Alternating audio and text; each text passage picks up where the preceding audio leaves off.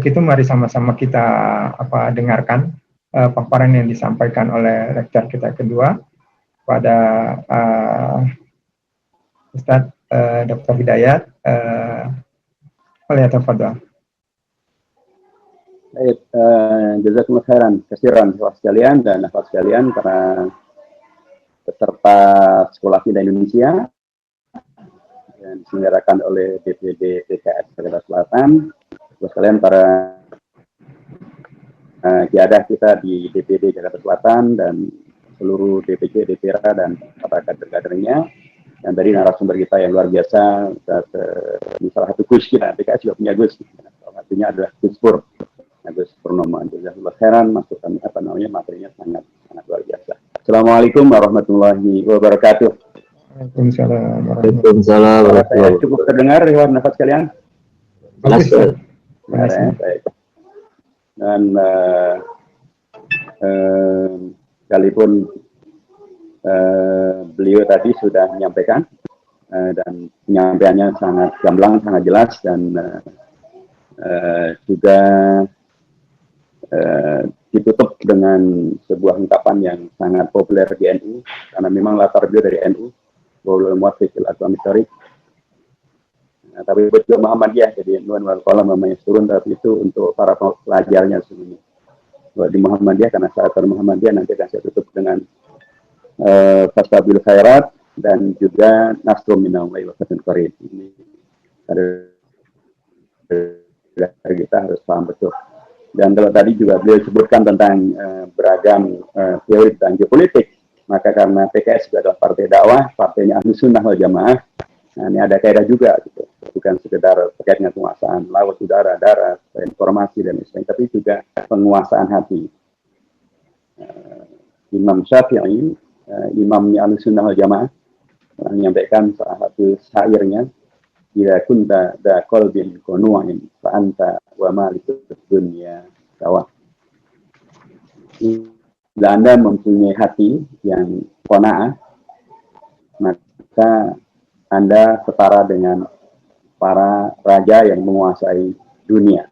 Hati yang qanaah tentu dalam bahasa tasawuf memang mempunyai makna yang bisa jadi diartikan sebagai qanaah dalam konteks spiritual, tapi dalam konteks politik qanaah, dan dalam konteks politik partai dakwah PKS menurut saya qanaah juga artinya adalah qanaah menerima manhaj dan juga keputusan kebijakan yang dibuat oleh partai dari sekian banyak pilihan ijtihad yang bisa dilakukan, termasuk ijtihad menghadirkan Sekolah Pindah Indonesia dan kurikulum kekaderannya. Inilah ijtihad yang kita lakukan, dan insya Allah yang melakukan ini adalah bukan pihak-pihak yang dalam tanda kutip besok dele sore tempe gitu ya, yang menjelang-menjelang, yang kemudian karena mungkin basis syariahnya tidak kokoh dan kuat, ya alhamdulillah kita dipimpin oleh beliau-beliau yang mempunyai basis syariah yang kokoh dan kuat, akidah kokoh dan kuat, karena hadisnya kokoh dan kuat, tapi sekaligus juga kita bersama dengan beliau yang memimpin dan membuat kurikulum ini yang sudah berpengalaman sangat panjang di dalam berinteraksi dengan Indonesia, berinteraksi dengan rakyat Indonesia, termasuk berinteraksi dan mengamalkan Pancasila. Karenanya pimpinan kita ada yang pernah menjadi menteri, keduta besar yang kan berkuasa penuh begitu sebutannya di Saudi Arabia, dan merangkap waktu itu masih merangkap dengan Oman gitu ya. Dan dia pernah menjadi menteri sosial. Ketua kaderisasi kita Dr. Ahmad Heriawan pernah menjadi ketua Ormas PUI dan 2 kali menjadi gubernur Jawa Barat, provinsi yang terbesar di Indonesia, dengan penghargaan yang ratusan yang beliau dapatkan gitu ya. Presiden partai kita pernah menjadi wakil ketua DPR dan anggota DPR dan seorang direktur Universitas Paramadina. Jadi insya Allah latihan ketua Dewan Syariah kita juga beliau patranya dari pesantren, kemudian juga S1 S2-nya dari Al Azhar, sama yang telah terapkan Ahlus Sunnah wal Jamaah dan seterusnya. Jadi Qanaah di sini saya ingin tegaskan juga artinya adalah kita meyakini dan bisa menerima tentang manhaj, tentang kaderisasi, tentang kurikulum yang termasuk kegiatan yang dikerjakan oleh partai ini, insya Allah dia adalah bagian dari jihad jama'i yang dilakukan oleh orang-orang yang mempunyai kualifikasi dan sekaligus punya pengalaman yang panjang, termasuk relasi antara keislaman, partai dakwah, keindonesiaan. Dalam bahasa Ustaz Hilmi rahimahullah, Ketua Majelis Syuro kita yang pertama, dia menyampaikan bagi PKS yang namanya berhubungan dengan Pancasila itu sudah final, sudah selesai. Artinya kader-kader PKS juga perlu memahami inilah bagian dari ikhtiar kita dalam praktek dakwah di Indonesia, memahami bahwa kita tidak memposisikan dalam dua dikotomi atau dua komunitas yang kemudian menghadirkan penghadap-hadapan antara Islam dan Pancasila. Maka demikian, saya ingin masuk ke materi, karena pada hakikatnya Pancasila itu kalau dilihat dari sejarah pembentukannya, itu jelas sekali bukan karya tunggal dari satu pihak. Sebut misalnya Pak Bung Karno. Misalnya. Bahkan istilah Pancasila yang yang kemudian yang dia pidatokan pada tanggal 1 Juni tahun 1945, itu sesungguhnya juga hasil interaksi antara beliau sebagai pembicara, sebagai orator terakhir atau pemberi orasi terakhir, dia menyampaikan tentang lima prinsip ya, yang beliau tawarkan. Dan beliau menanyakan 5 prinsip ini namanya apa?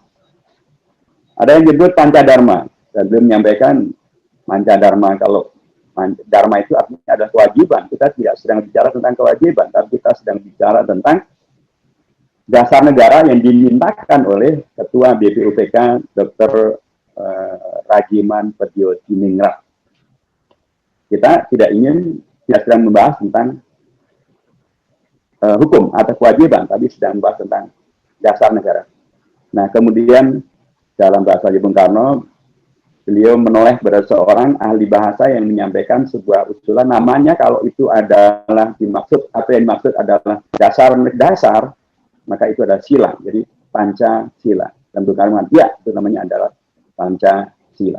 Jadi istilah Pancasila sendiri sekali lagi adalah bagian dari relasi antara Bung Karno dengan Bung Karno juga menegaskan bahwa beliau bukanlah yang menggali Pancasila, tapi beliau bukanlah yang menemukan Pancasila, tapi beliau yang menggali Pancasila. Dan istilah Pancasila sendiri tadi ada relasi antara beliau dengan audiens. Dalam hal ini diyakini beliau adalah Mr. Muhammad Kamil. Baik, dalam perkembangan berikutnya kita tahu bahwa menjadi Pancasila yang kemudian adalah merupakan dasar negara, ideologi negara yang disepakati oleh para penempatan, itu belum selesai ketika Bung Karno selesai mempidatokan pidatonya pada tanggal 1 Juni. Karena waktu itu ada 2 opsi besar. Apakah dasarnya adalah Islam, dasar negara yang akan dididik adalah Islam, dan itu disampaikan oleh 3 tokoh paling tidak ya, dari 3 ormas yang berbeda. Disampaikan oleh Ki Bagus Hadi Kusumo dari Muhammadiyah, disampaikan oleh Kiai Haji Wahid Hasyim dari NU, disampaikan oleh Kiai Haji Anwar Sanusi dari PUI. Mereka menyampaikan secara prinsip bahwa dasar negara yang akan kita bangun harusnya ada Islam. Mengapa demikian? Karena mayoritas penduduk Indonesia beragama Islam. Wajar, dalam demokrasi, mayoritas dirujuk. Tapi banyak pihak yang lain mengatakan, ya memang mayoritas Islam, tapi kan kita negara majemuk. Sehingga kemudian muncullah ide tentang kebangsaan dan muncullah ide tentang Pancasila. Kemudian karenanya BPUPK membentuk panitia kecil untuk merumuskan tentang dasar negara yang disepakati. Kemudian dibentuklah yang disebut dengan Panitia 8, ketuanya Bung Karno, tapi Bung Karno melihat bahwa Panitia 8 ini tidak representatif karena hanya menghadirkan dua representasi dari tokoh umat Islam, yang 6 bukan dari tokoh umat Islam. Karenanya beliau secara sepihak merubah Panitia 8 menjadi Panitia 9. Panitia 9 itu posisinya adalah posisinya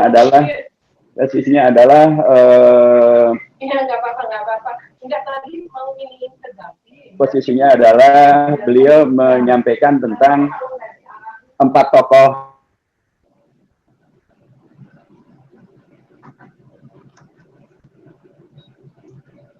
Ustaz, suaranya di unmute, Ustaz.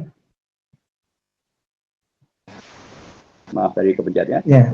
Jadi ada 4 tokoh dari afiliasi kebangsaan dan 4 tokoh dari afiliasi kebangsaan keislaman gitu.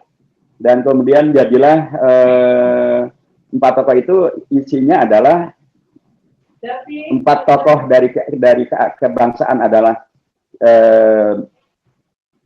Muhammad Hatta, kemudian juga adalah Mr. Muhammad Yamin, kemudian juga adalah Mr. Ahmad Subarjo, dan kemudian 1 dari kalangan non-muslim Mr. A.A. Maramis. Kemudian 4 tokoh dari kalangan nasionalis muslim, saya sebutkan demikian supaya tidak mendikotomikan antara nasionalis dan islami gitu ya. Karena yang nasionalis juga 4 tadi, 3-nya beragama Islam, yang muslim juga mereka ada nasionalis gitu. Jadi ini nasionalis yang tidak berafiliasi kepada organisasi keagamaan tadi, Bung Hatta, Muhammad Yamin, A.A. Maramis, dan kemudian Mr. Ahmad Subarjo. Kemudian 4 yang berafiliasi kepada organisasi keagamaan, nasionalis keagamaan muslim, 2 dari Ormas, yaitu Kiai Haji Kahar Mudzakkir dari Muhammadiyah, Kiai Haji Wahid Hashim dari NU, dan 2 dari organisasi partai politik Islam. 1 dari Partai Penyadar, Haji Agus Salim, 1 dari Partai Syarikat Islam, Haji Adi Kusno Cokrosioso, adik daripada Haji Umar Said Cokro Aminoto. Saya harus sebutkan dengan pendekatan ini karena kadang-kadang di tingkat publik, di tingkat umat, disampaikan itu, ada tokoh menyampaikan, nggak ada itu perannya partai politik di dalam mendirikan Indonesia. Indonesia didirikan oleh ormas, kok sekarang partai politik yang dominan, yaitu disinformasi yang tidak tepat atau tidak betul. Karena dari dulu ya ada ormas memang berjuang, tapi juga bukan hanya NU dan Muhammadiyah, ada juga PUI, tapi juga ada partai politik Islam yang juga terlibat langsung dalam mendirikan Indonesia.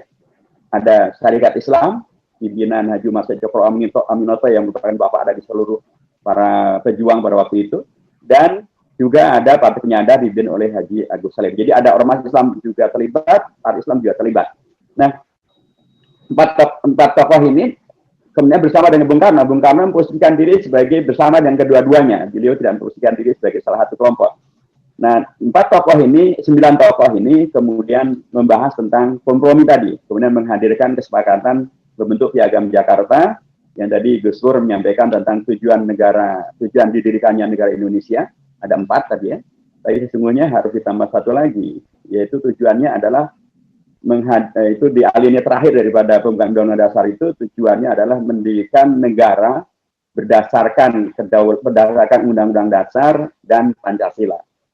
Itulah operasionalnya, dan itulah yang ada di alinea keempat, di separuh terakhir. Ya. Biasanya orang nyebut memang hanya alinea keempat di separuh awal yang tadi disampaikan oleh Gus Dur. Untuk lengkapnya harusnya ditambahkan di alinea terakhir, yaitu mendirikan suatu negara kebangsaan yang merdeka berdasarkan kepada Undang-Undang Dasar dan Pancasila. Nah, 9 tokoh ini kemudian menyepakati Pancasila itu yang merupakan jalan tengah. Jadi Pancasila itu adalah kompromi, adalah jalan tengah, melibatkan seluruh pihak dan disepakati oleh seluruh pihak. Mengapa jalan tengah? Karena tadi semula kan ada pihak yang sangat kuat idenya untuk menjadikan dasar negara adalah Islam. Ya, yang lain menolak dan menginginkan dasarnya adalah kebangsaan. Jalan tengahnya adalah sila pertama, yaitu ketuhanan dengan kewajiban melaksanakan syariat Islam bagi pemeluk. Itu kemudian diterima pada waktu itu, dan ketika Indonesia diproklamasikan pada tanggal 17 Agustus, Pancasilanya masih sila pertamanya adalah ketuhanan dengan kewajiban melaksanakan syariat Islam bagi pemeluk. Berubah menjadi ketuhanan yang Maha Esa, lagi-lagi karena peran daripada tokoh-tokoh umat Islam. Ya, jadi tentu sudah sangat sering saya sampaikan tentang bagaimana pada tanggal 7 Agustus sore beberapa tokoh dari Indonesia Timur di bawah pimpinan Mr. Latur Harhari mereka menemui ofisir Jepang Laksamana Maeda untuk kemudian menyampaikan keberatan mereka dan atas 7 kata itu, dan mereka mengancam kalau 7 kata itu terpadam maka mereka akan keluar dari Indonesia. dan kemudian tidak mau bergabung dengan Indonesia. Kemudian disampaikan kepada Bung Hatta, dan Bung Hatta kemudian menemui 4 tokoh umat Islam dalam riwayat yang populernya. Satu dari NU adalah Kiai Haji Hashim yang ditemui, sekalipun riwayat yang lain mengatakan bahwa pada waktu itu beliau masih di Jombang dalam perjalanan ke Jakarta. Yang kedua adalah Ki Bagus Hadikusumo dari Ketua PP Muhammadiyah pada waktu itu. Dan kemudian Mr. Kasman Singodimejo pada waktu itu, beliau juga adalah selain Panglima PETA, juga beliau adalah aktivis Muhammadiyah, tapi beliau juga adalah Ketua Partai Islam Indonesia. Kemudian Mr. Tauku Muhammad Hasan, tokoh dari Aceh atau Sumatera Timur waktu itu. Nah, 4 tokoh ini kemudian ditemui oleh Muhammad Hatta untuk menyampaikan keberatan dari Indonesia Timur itu, dan kemudian 4 tokoh ini pada tanggal 18 Agustus pagi membahasnya bersama dengan Muhammad Hatta, dan kemudian menyepakati untuk mempertimbangkan tentang berlanjutnya Indonesia, untuk tidak pecahnya Indonesia, agar kemudian diakomodasi permintaan Indonesia Timur itu, dan kemudian dirubahlah sila pertama menjadi ketuhanan yang Maha Esa. Jadi kalau kemudian kita lihat sejarah ini, maka jelas sekali bahwa Pancasila itu adalah hasil jihad, ijtihad, mujahadah, musyawarah daripada tokoh-tokoh partai Islam juga, yang kemudian bisa menghadirkan penyelamatan Indonesia dari ancaman pecah baru beberapa jam setelah Indonesia diproklamasikan, dan juga kemudian menghadirkan penegasan tentang peran daripada tokoh-tokoh umat Islam. Ketika kemudian Ki Bagus Hadikusumo dan Mr. Kasman Singodimejo menerima Pancasila ini dengan perubahan sila pertamanya menjadi ketuhanan yang Maha Esa, beliau menyampaikan sebuah penjelasan bahwa yang dimaksud dengan Yang Maha Esa adalah tauhid, adalah akidah. Mari kita lihat bagaimana kemudian tokoh-tokoh umat Islam mempersepsikan kesepakatan ini. Pada 18 Agustus disepakatilah Pancasila yang menghadirkan ketuhanan Yang Maha Esa itu. Nah, pada tanggal 22 Oktober tahun 45 itu kan Belanda sebelumnya melakukan agresi ya, melalui Surabaya. Mereka mendompleng sekutu untuk kemudian kembali menjajah Indonesia. Tapi kemudian Bung Karno melihat bahwa ini tentu ada masalah. Tetapi Jenderal Sudirman yang tokoh dari Muhammadiyah, beliau melihat bahwa ini tidak mungkin dilawan dengan militernya Indonesia. Kita tidak kuat, kita tidak mempunyai jumlah anggota TNI yang cukup, kita tidak punya senjata yang cukup, dan karenanya Jenderal Sudirman meminta kepada Bung Karno agar meminta tolong kepada para ulama, meminta tolong kepada Kiai Haji Hashim Asy'ari untuk mengumpulkan para ulama untuk kemudian membela kemerdekaan Indonesia. Karena memang para ulama tentu dengan spirit dan maknawiyah keagamaan mereka yang luar biasa bisa mengelurakan perlawanan dan menghadirkan kemenangan. Dan jadilah itu. Kiai Hashim Asy'ari kemudian mengumpulkan para ulama di Jawa Timur dan Madura, dan kemudian pada tanggal 22 Oktober tahun 45 beliau menyampaikan apa yang disebut dengan fatwa jihad, apa yang disebut dengan resolusi jihad. Saya ingin kembali bahwa tadi ketika kemudian ada usulan tentang perubahan itu menjadi ketuhanan Yang Maha Esa, informasi yang kemudian berkembang dan sampai kepada Kiai Hashim Asy'ari bahwa perubahan ini diinginkan dan terjadi. Yang kemudian terjadi adalah Kiai Hashim Asy'ari bukannya menolak atau mempermasalahkan, tapi bahkan beliau kemudian dengan istikharahnya, dengan munajatnya, kemudian beliau menyampaikan bahwa beliau setuju dengan perubahan dari ketuhanan Yang Maha Esa tersebut. Nah, ketika kemudian tadi tanggal 22 Oktober beliau menyampaikan resolusi jihad dan fatwa jihadnya, di sini ada 3. Yang pertama adalah mempertahankan Indonesia merdeka yang diproklamasikan pada tanggal 17 Agustus dari kemungkinan dijajah kembali oleh kafir Belanda. Hukumnya adalah fardu ain bagi siapapun yang berada di Surabaya dan sekitar.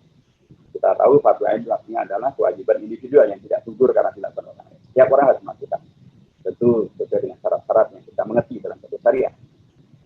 Dan nomor 2 adalah siapapun yang kemudian meninggal dalam jihad mempertahankan kemerdekaan Indonesia itu, maka dia mati sebagai syuhada, mati syahid. Yonanya ada yang bertanya, Ustaz, kalau yang mati di jalan Tamrin bagaimana? Kan kalau yang mati di jalan Allah sebagai syuhada, kalau mati di jalan Tamrin, ya silakan tanya kepada yang sudah mati di jalan Tamrin itu, jangan diambil bagaimana kondisi mereka. Nomor 3 kata beliau adalah siapapun yang mengkhianati fatwa ini dan membantu penjajah Belanda maka dia boleh dihukum mati. Dasar betul ini fatwa ini. Dan itu fatwa begitu menggelegar dan kemudian para kiai, para ulama kemudian membentuk laskar santri, laskar sabilillah, laskar mujahidin, laskar hizbullah. Di antara ini ada Kiai Wahabatullah, teman saya Haji Hasyim Asy'ari dalam membentuk NU.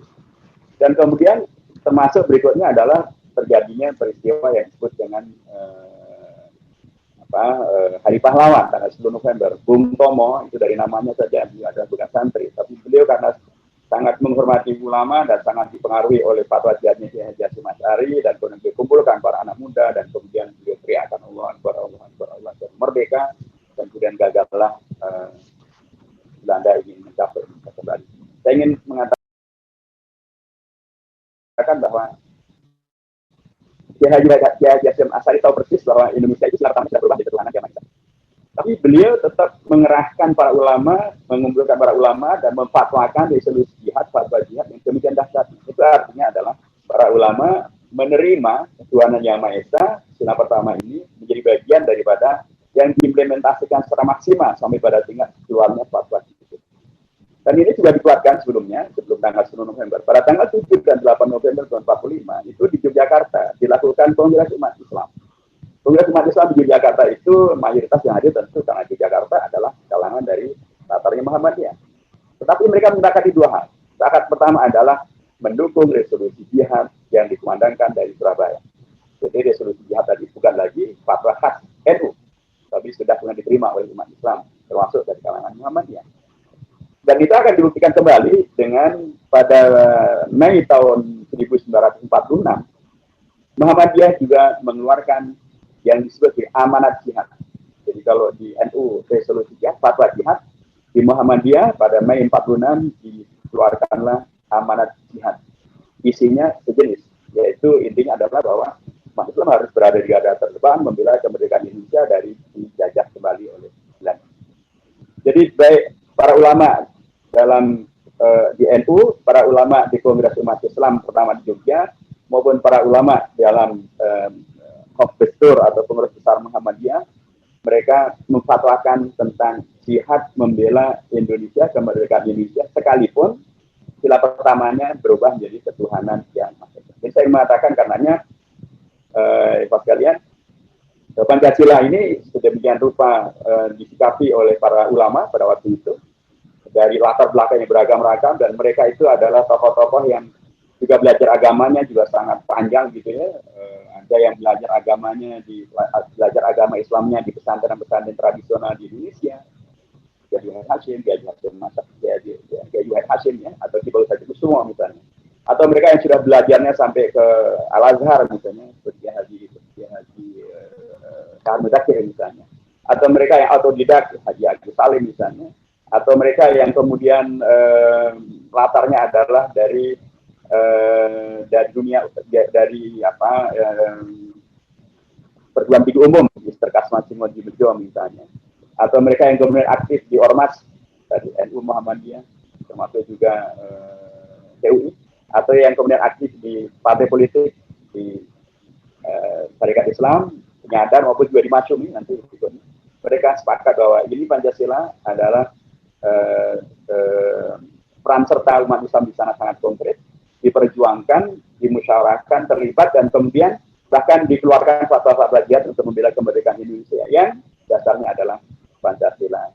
Jadi dari sini saya berharap kita semakin clear bahwa Pancasila ini adalah juga warisan jihad, mujahadah, musyawarah, dan tazkiyah daripada para ulama-ulama Islam dari latar belakang yang sangat beragam-ragam, mereka yang juga sangat memahami betul tentang agamanya dengan segala dinamikanya, dan mereka sangat aktif membela Indonesia baik melalui jalur ormas maupun melalui jalur partai politik.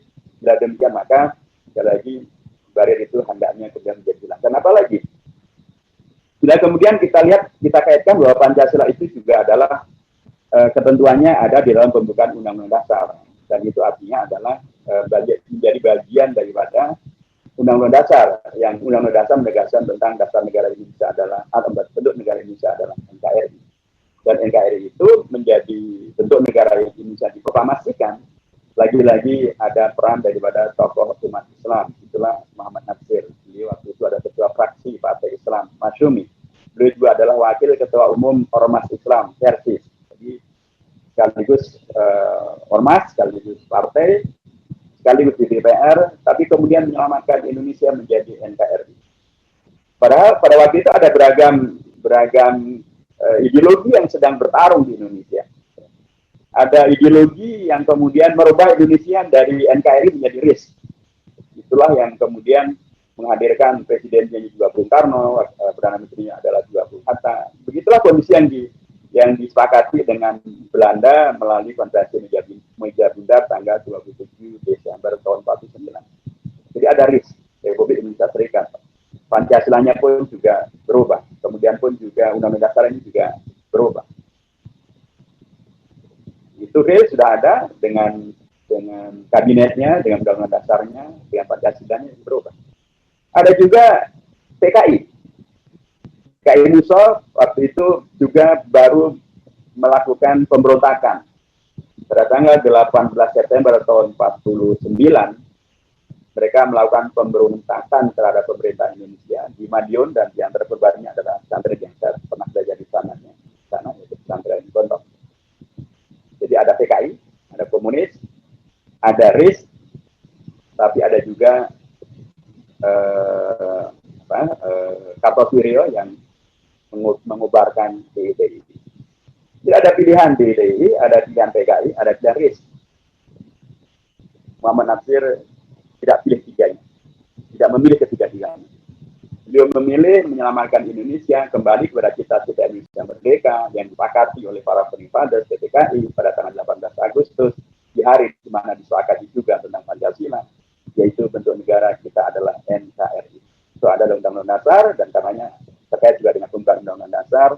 Dan lagi-lagi kemudian disepakatilah ide daripada tokoh umat Islam ini yang tidak merujuk kepada ide yang waktu berkembang, apakah namanya PKI, apakah namanya DTI, apakah namanya RIS. Beliau mengembalikan kepada cita-cita Indonesia merdeka itu menjadi NKRI. Dan kemudian pidato beliau itu setelah beliau syurokan atau musyawarahkan dengan pimpinan partai-partai yang ada dari paling kanan sampai paling kiri, tidak dipidatokan melalui yang sini mosi integra pada tanggal 3 April tahun 50, dan fraksi PKS selalu memperingati mosi integra pada setiap tahunnya, dan itu salah satu fraksi dari dulu sampai sekarang yang memperingatinya, dan menegaskan kembali bahwa PKS bersama dengan NKRI. Termasuk juga sosialisasi 4 pilar yang kemudian menghadirkan kegiatan semacam siang hari ini juga ada pertama kali dilakukan oleh ketua MPR-nya adalah mantan Presiden PKS. Ya. Dan itu juga yang kemudian sekarang kita kerjakan. Dia mengatakan bahwa ketika kemudian menjadi NKRI dan yang mengusulkan adalah tokoh Partai Islam, tokoh Ormas Islam, Muhammad Natsir, lagi-lagi relasi antara keislaman dengan Indonesia ini, baik itu dalam konteks NKRI, termasuk juga dalam konteks Pancasila, itu sudah selesai. Jadi umat harus paham betul bahwa jangan sampai kemudian umat jadi domba, umat kemudian dipecah belah, dan bahwa kemudian sudah selesai dan umat Islam berada di garda terdepan menyelamatkan Indonesia semakin terbukti ketika terjadi pemberontakan PKI tahun 65. Umat Islam bersama dengan TNI, kemudian bersama dengan komponen bangsa Indonesia menyelamatkan Indonesia dari pemberontakan yang dilakukan oleh PKI. Jadi dengan demikian maka Pak Nafas sekalian, bagi PKS yang adalah partai dakwah yang kita dengan sadar memilih wasilah partai politik untuk mengembangkan dakwah kita, itu artinya adalah kita sadar betul bahwa Indonesia ini adalah negara kita yang kemudian relasi sejarahnya dalam ideologi Pancasila maupun juga NKRI-nya adalah memang ideologi amat sangat terkait dengan keumatan, dan karenanya kita penting untuk tampil ke depan melanjutkan perjuangan itu untuk menyelamatkan, jangan sampai ada yang kemudian memanipulasi sejarah dan membawa Indonesia keluar daripada jalan yang benar, membawa Pancasila keluar daripada pemahaman yang benar. Karena tidak aneh kalau kemudian PKS berada di garda terdepan menolak RUU HIP.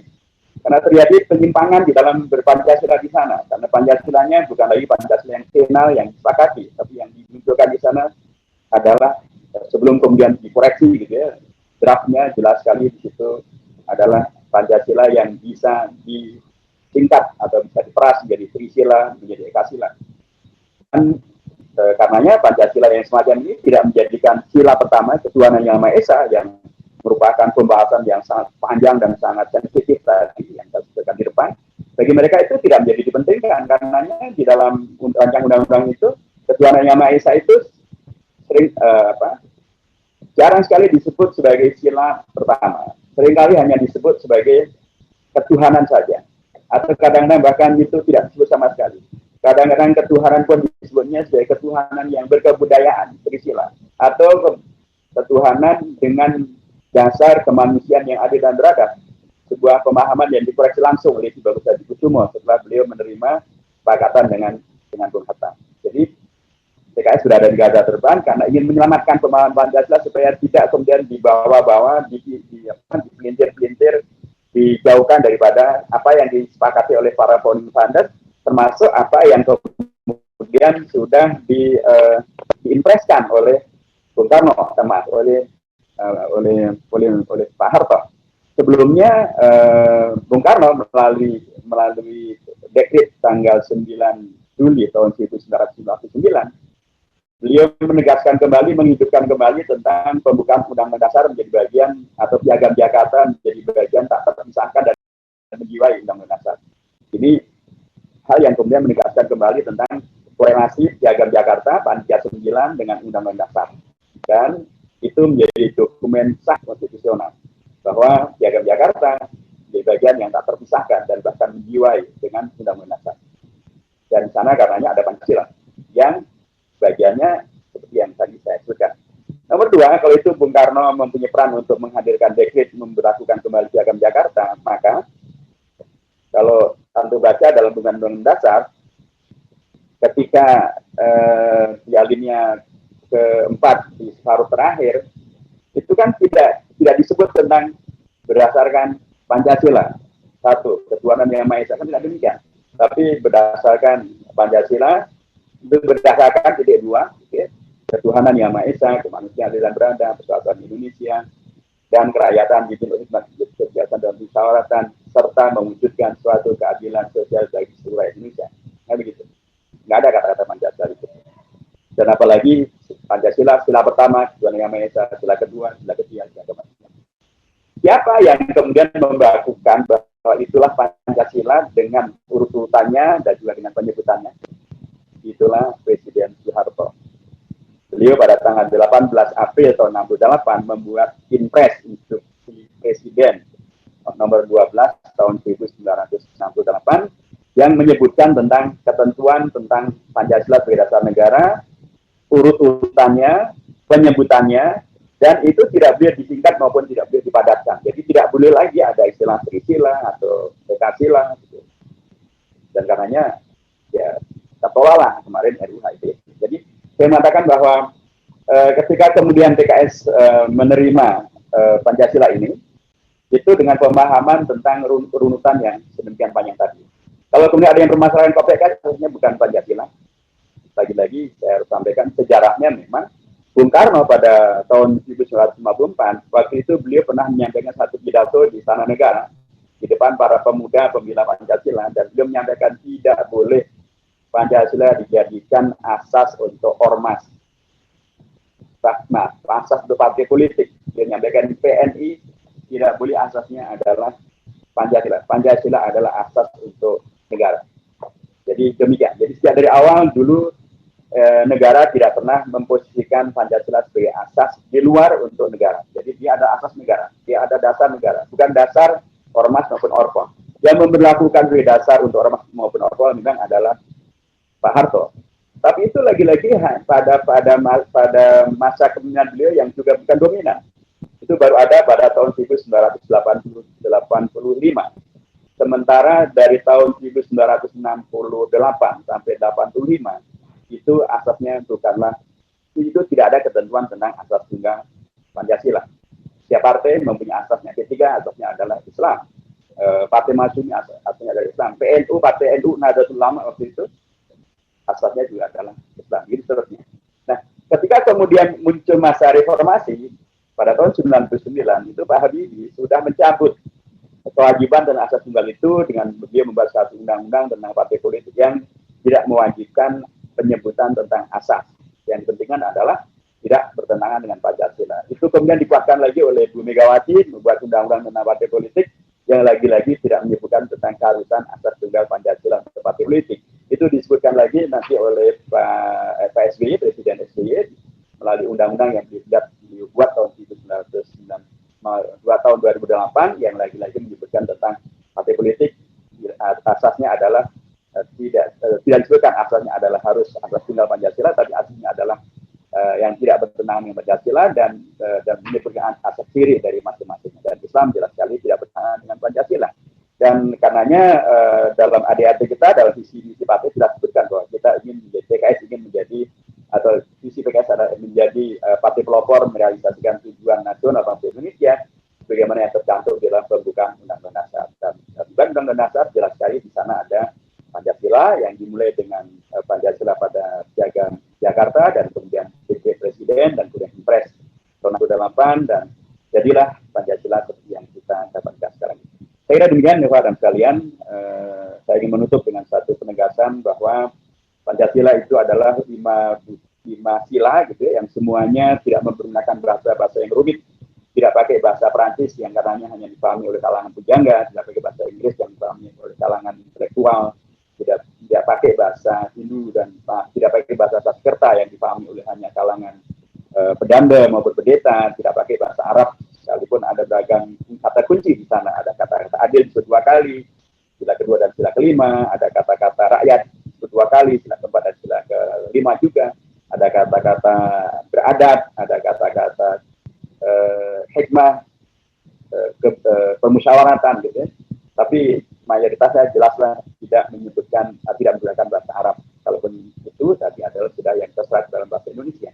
Karenanya sudah jelas sekali bahwa Pancasila ini mempunyai memperundang bahasa Indonesia yang dipahami oleh semuanya. Dan sesungguhnya dalam konteks Undang-Undang Dasar dan Undang-Undang Dasar yang diwajibkan untuk melaksanakan Pancasila terlebih dahulu adalah pemerintah, adalah negara sebelum rakyat. Karenanya dalam alinea terakhir tadi disebutkan serta dengan mewujudkan suatu keadilan sosial bagi seluruh rakyat Indonesia. Siapa yang diperintahkan untuk mewujudkan ini? Tentu negara, tentu pemerintah. Jadi harusnya negara dan pemerintah lah, baik di eksekutif, di legislatif, pusat maupun daerah, mereka lah yang harus menjadi teladan di dalam melaksanakan Pancasila. Jangan sampai malah menjadi sial. Gitu ya. Kalau menyebut ketuhanan Yang Maha Esa, ya etikanya juga bagus, beragamannya juga bagus. Tidak malah anti agama, tidak malah selalu memunculkan agama, tidak selalu terminologi maupun framingnya adalah kemudian menyudutkan apalagi tokoh apalagi umat Islam gitu ya, yang sangat berjasa kepada Indonesia dengan isu radikalisme, terorisme, dengan tolak ukur yang sangat tidak jelas. Kalau menyebut tentang kemanusiaan yang adil dan beradab, negara harus menghadirkan negara yang betul-betul manusiawi, yang hukumnya adil dan beradab, jangan kemudian malah negara menghadirkan contoh yang tidak baik dalam menghadirkan hukum yang tidak adil dan tidak beradab. Kesatuan Indonesia, negara harus betul-betul, negara dan seluruh pimpinan harus betul-betul menghadirkan semangat untuk menjaga persatuan nasional Indonesia ini. Jangan malah membiayai buzzer untuk membelah bangsa Indonesia. Itu tentu bagian dari yang harus selalu dikritisi. Kerakyatan yang tidak hikmat, kegiatan tempat musyawaratan. Satu yang kita syukuri adalah bahwa PKS Suro selalu kita kerjakan dan mungkin satu-satunya partai yang baru berdiri tapi sudah punya presiden lebih dari 9 ya PKS. Seluruhnya kita musyawarahkan dan tidak ada masalah di sana. Dan yang kelima adalah kajian sejarah rakyat Indonesia. Itulah bagian daripada yang kita pun mencoba untuk selalu mengerjakannya. Bahkan saya selalu sampaikan jajaran kepada seluruh keluarga besar PKS, kader dan pimpinannya yang sekalipun kita berada di luar pemerintahan, tapi kita selalu membantu Indonesia, bangsa Indonesia, warga Indonesia ketika terkena COVID-19 tidak kurang dari 90.700 miliar rupiah yang dikumpulkan oleh para kader dan PKS yang sudah kita termasukkan. Jadi kita hadir untuk para kader penting betul untuk memahami sejarah ini dan korelasinya dengan apa yang kita kerjakan dengan Indonesia supaya kita tidak punya barir untuk maksimal untuk menjadi yang mengawal agar Pancasila dilaksanakan dengan baik dan benar oleh para pimpinan negara, pusat maupun daerah, tapi juga sekaligus untuk kita tidak mempunyai barir apapun untuk kemudian bekerja maksimal untuk menyelamatkan Indonesia supaya tidak menjadi komunis, tidak menjadi liberalis, tidak menjadi LGBT, tidak menjadi malah tidak adil dan beradab, tidak menjadi malah memecah belah bangsa Indonesia. Kita maju ke depan untuk menyelamatkan Pancasila secara baik dan benar, dan kita sudah melakukannya, dan mudah-mudahan Allah terus membimbing kita, menguatkan kita, sehingga kita bisa merealisasikan apa yang menjadi cita-cita Indonesia merdeka, cita-cita proklamasi dan reformasi melalui Pancasila, bagaimana yang tadi saya terangkan. Baru kalau itu jaminan, tadi saya sebutkan, kalau Gusdur menutup dengan motif atau historik, karena antara beliau NU, dan antara saya dari Muhammadiyah, maka Nasrum minallahi wa fathun qarib, dan kita dari dekat semuanya. Allah Akbar, Allah Akbar, Allah Akbar, merdeka. Assalamualaikum warahmatullahi wabarakatuh.